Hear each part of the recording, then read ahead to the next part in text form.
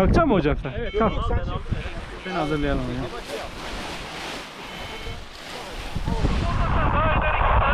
Orada dön kaleye doğru yönelir. Biraz sağlı gidersen.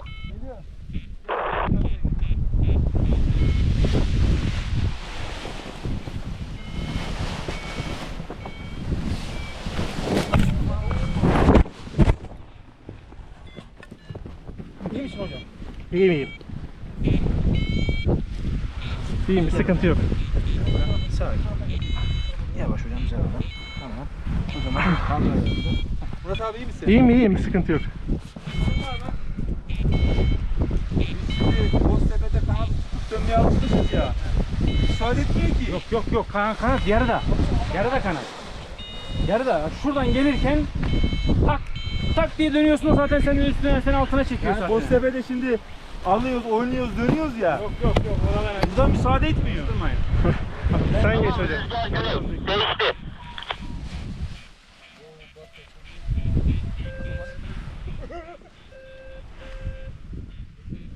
İstersen dönelim. Dön şimdi, dön hemen, dön. Bak görsün, bak görsün. Hareketler. Bravo.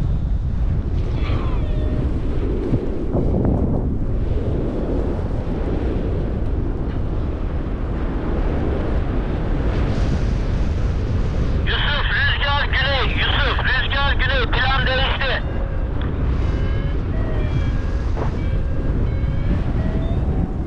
Duyuyorsun, ayağını salla. Rüzgar güney.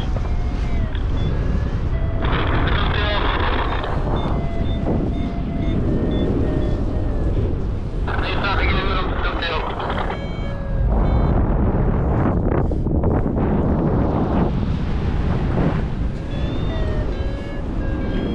Güney güneybatı. Güney güneybatı. Rüzgar güney güneybatı.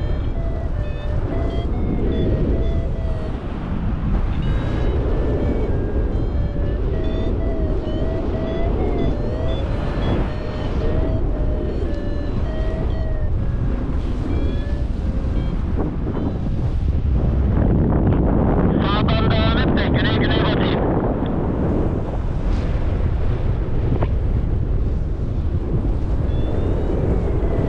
Güney güneybatı. Güney güneybatı.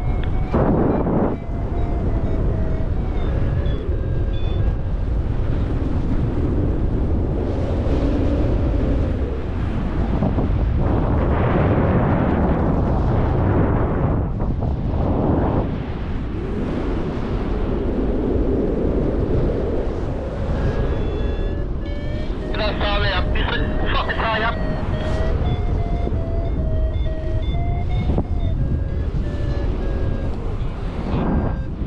Tamam, sağa bak. Pas geç. Bunu pas geç.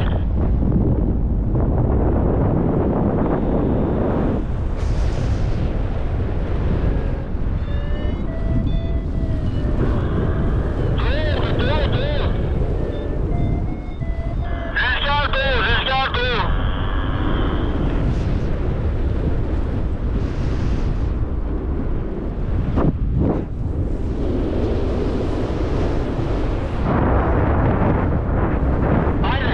Aynen. Gel öyle. Aynen öyle gel.